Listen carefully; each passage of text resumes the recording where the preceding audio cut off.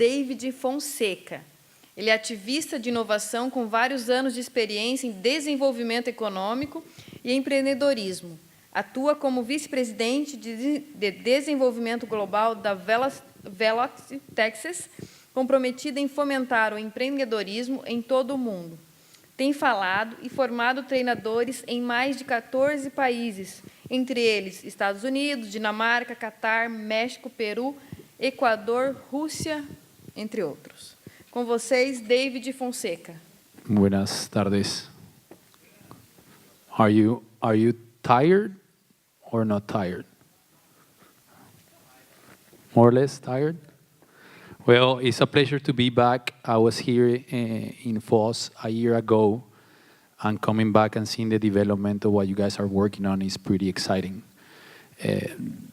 This is part of my bio, but what I wanted to ask you guys to remember about me is it doesn't matter what you do. These are some of the organizations that I've been part of, that I have founded.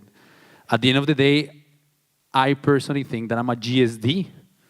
And you know what GSD means? We get stuff done. So the invitation is, I heard this from an executive and I really like it. And at the end of the day, it doesn't matter how many academic credentials you have, if at the end you cannot get stuff done, it's not worth it.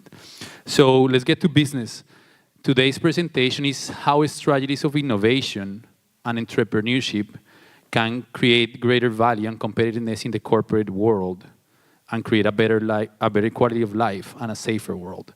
That's a huge title, but what I would like to do is share with you some of the experiences that I've had and the different models that corporates are using to bring innovation within their model.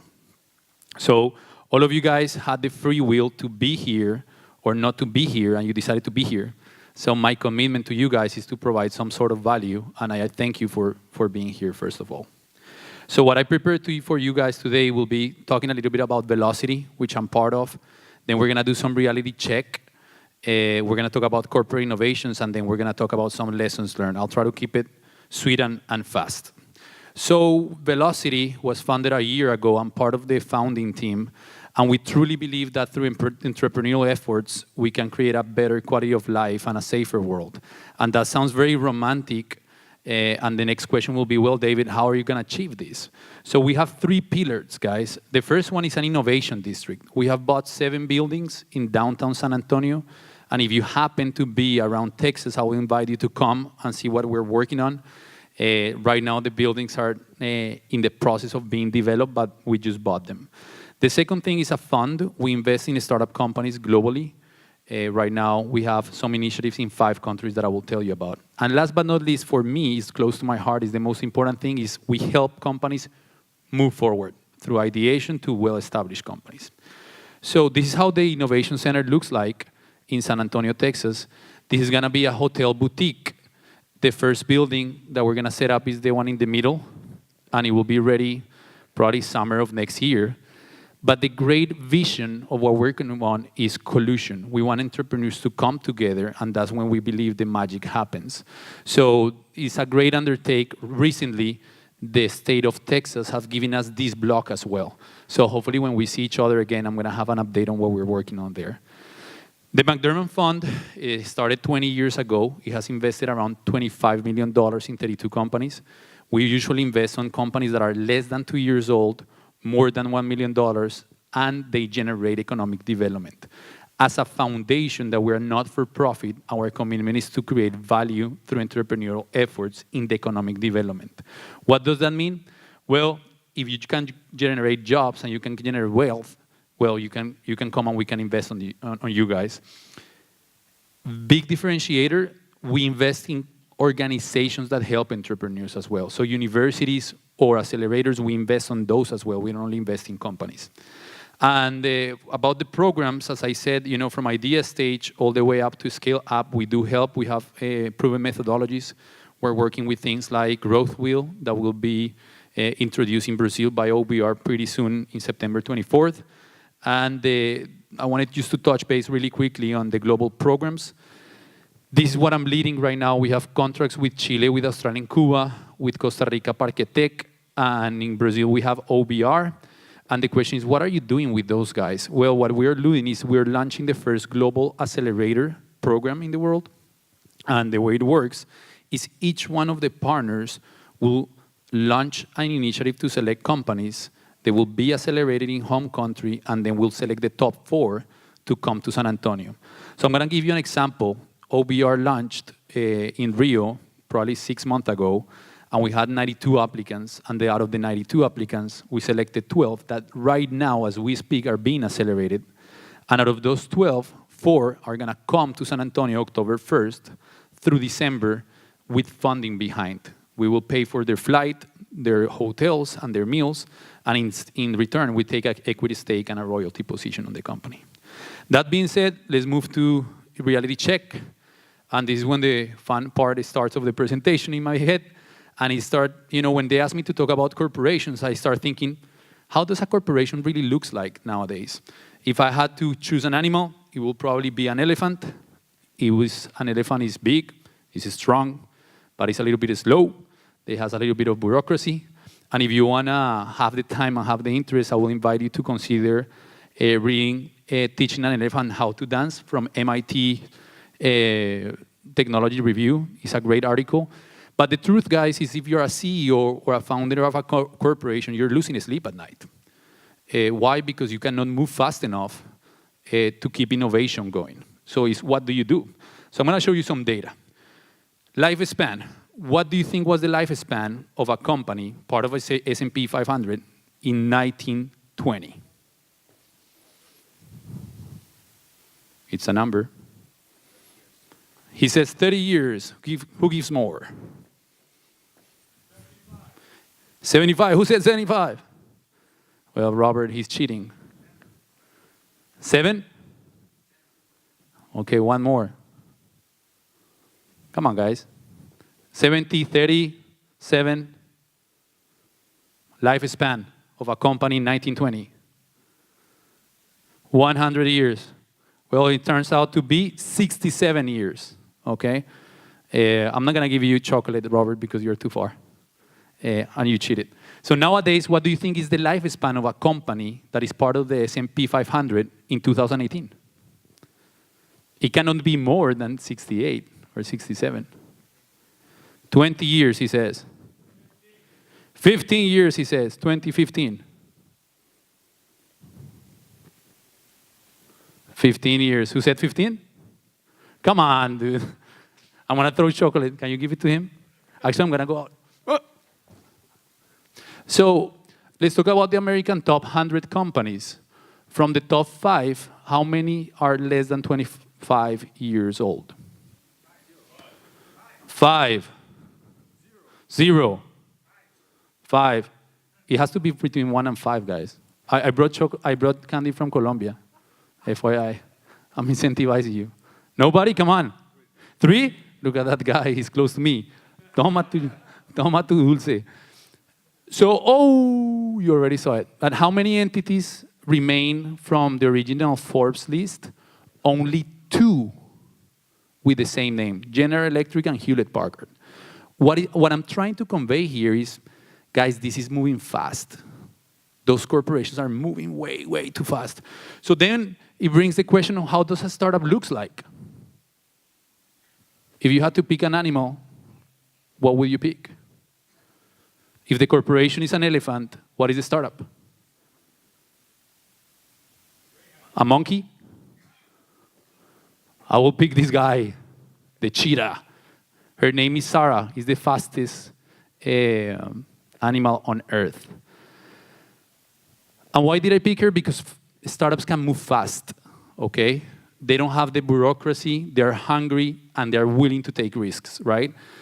So the question is, how can we get that elephant to look like a cheetah without compromising? And that's what we're going to talk about today.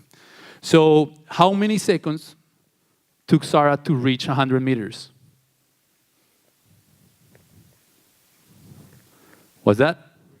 3, 5, 7, 8, 5. Pretty good job. So you know the fastest man on Earth, right? Volt. How many seconds did Volt reach 100 meters? Do you know? 9.7, he says. Data without context is no knowledge. So I'm trying to give you context. Come on, guys. I know it's late, but just throw numbers. Volt is 9.9. So if we put Volt, the fastest man on earth, Sarah will eat it, completely. So is Sarah the cheetah alive, do you think? Is a yes or no? Yes? No, she died. That's when you say, no? Well, okay, don't say that. Okay, that's fine. So corporate innovation. I'm going to talk about corporate innovation now. So it's not something that you can take out of the box and just implement. It doesn't work that way. Each corporation has a different strategy, okay? And to set up a strategy, you have to have a coordinated support effort. What does that mean? That the executive level have to say, we're going to innovate. We're going to set up staff, budget, goals, and milestones to set up our innovation strategy. But in order to set up an innovation strategy, you really need to understand what kind of models are out there, okay? And my commitment to you is I'm going to show you the models. So these are the 5 different models where corporations are innovating right now. The first one is called traditional one. It's inside to inside. There is called acceleration, incubation, corporate, and mergers and acquisitions. So let's go to the first one, traditional. It's inside to inside. How does it work? The corporation will handle the idea generation. And how do you handle idea generation? Where there are some companies do softwares, some companies do RFPs, requests for proposals, and they handle the idea generation. Now, since it is inside to inside, they select the ideas where they're going to invest money. And they put money on the ideas. And at the end, they execute on those ideas. So far, so good, right? So this traditional inside to inside model is very expensive, guys. It's probably one of the most common ones, but as you may know, you guys are corporations, it's very expensive to do research and development. So how many $billion of the top 1,000 companies globally do you think they spend in research and development? In 2017 is this data. Throw a number. It's with a B of a boy.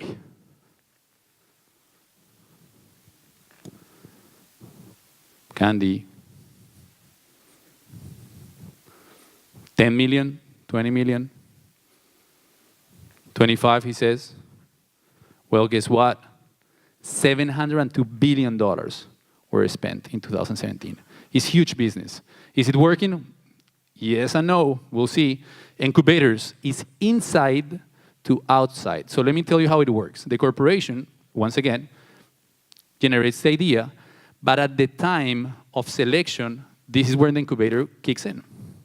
And the incubator will do the selection of the best ideas and the development and testing. Here's the challenge. Why would an incubator care about idea generation in a corporation? Because of sustainability. They want to get an equity position in those ideas. So the incubator receives equity, but the funding is a challenge because the corporation is not investing in the ideas and the incubator doesn't have a fund. So we're highly dependent on how the incubator is linked to angel investors, venture capitalists, and so on to generate funding for that idea. So this is interesting data. What percentage of corporate incubators are meeting their strategic goal? It's a percentage. It's 1 to 100. 20, they say in the back. 10. 5. Who said 20? Okay, I'm going to walk all the way back. Less than 50%. What about financial goals? It has to be from 1 to 100. What percentage of corporate incubators meet their financial goal? 5? Who's 10? Less than 25%. So corporate incubators so far hasn't been able to figure out the model. It doesn't mean they're not going to. It just means that they have a challenge right now. So when we talk about corporate accelerators, which is outside from inside to outside, we look at 3 different models. And open innovation is one of them. Let me tell you how it works. So a team of the corporation runs the innovation program internally And once they select the companies, they bring them to the headquarters, and they develop the idea. The best example you can find out there is the hackathon by Facebook. So Facebook do an RFP, request for proposal, they bring the companies, and they put them in the headquarters in California, and then the startup takes advantage of the environment that Facebook has. The second model is external corporate incubators. It's run externally, so they hire a corporate corporation to do this, a corporate accelerator to do this, and they don't have any linkage other than the agreement. And the benefit of this is that the startups that get out of the corporation get the benefit of the community of the startups. On top of that, the accelerator has funding. So on average, globally, an accelerator is paying $25,000 to $32,000 for 8 to 12% of the company. So the corporation doesn't have to invest money, and they are getting the benefit of it, okay? And the last one, which is the most common one, is run by employees. So you set up a team of around 15 to 20 people, and they are the ones that are doing market research and market analysis, and they come and say to the executive team, hey guys, we should invest on this one. This one looks good, okay? That's the most common one, by the way. So let's look at some data. Corporate accelerator programs have produced a global worldwide investment of over $206 million last year. So corporate incubators right now are huge business. Over 11,000 businesses they created last year globally. And then we look at the corporate research and development outside to outside. This is how it works. The corporation handles their research and development, and then they find a startup to develop it.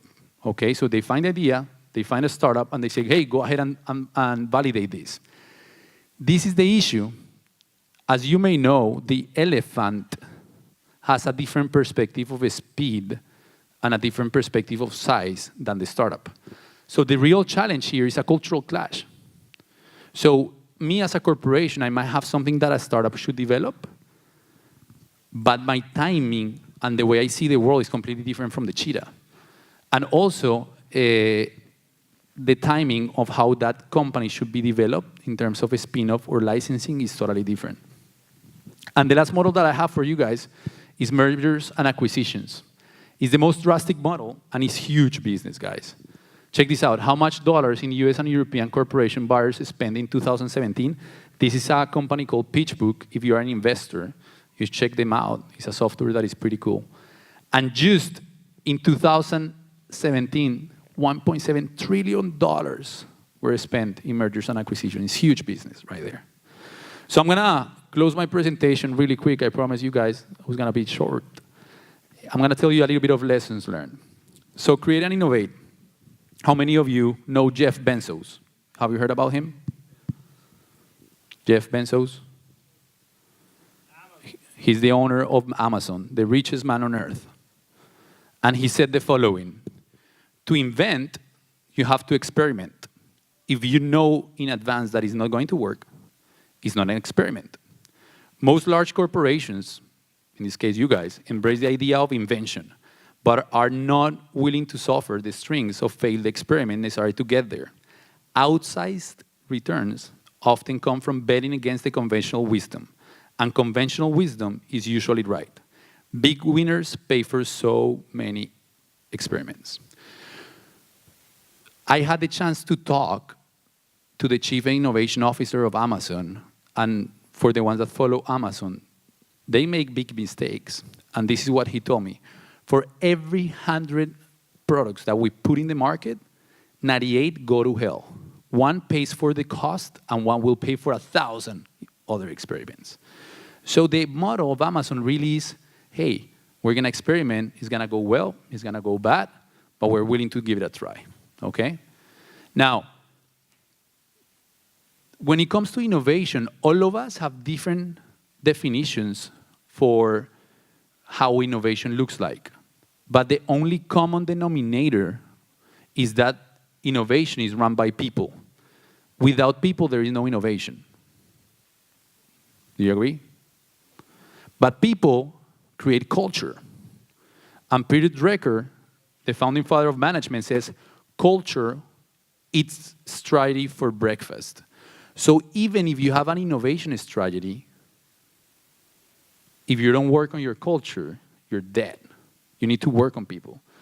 So I love this idea of the chief innovation officer from General Electric, and she says, you know, everybody takes pride of being a problem solver. We put it in our LinkedIn, in our resume, and we tell people, hey, I can solve problems. Well, the issue with that is that you are claiming, or you are per se thinking that there is already a problem that I need to solve. And that's a cultural mindset. What about, instead, we say we're problem seekers, and we don't punish the employees that say, hey guys, there is a problem here, we need to fix it. So it's the mentality of changing the mindset. Now, the founder of Panasonic says, develop people before you develop products. What does that mean for us? It's as simple as starting a meeting by telling a story on how somebody went beyond their call of duty within the company. It might be giving a budget of $500 a year for somebody to take a course of whatever they feel they should take a course on, right? And by the way, Panasonic was able to drop cost of 40% by developing people first. I really like this one. How many of you say, hey guys, let's go to lunch, and somebody says, I want to go and have pizza, and everybody says, yes, yes, yes, yes, and suddenly somebody says no. Oh no, we're not going to go and buy pizza because somebody says no. So the thought behind is institutionalize the yes. Instead of saying no, why don't we say why not? Most of the ideas that are good are shut down because somebody says no. So the other, lesson learned is say yes. Last but not least, I think you guys should focus on customers. Fall in love with the problem, not with the product. And I love this concept of being in a conference room and having an empty chair where the chair is actually the customer. Are we really thinking about the end user when it comes to corporate innovation?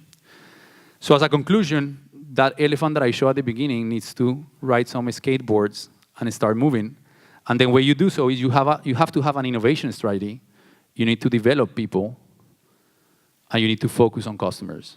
With that, I'll close my presentation. Thank you, guys.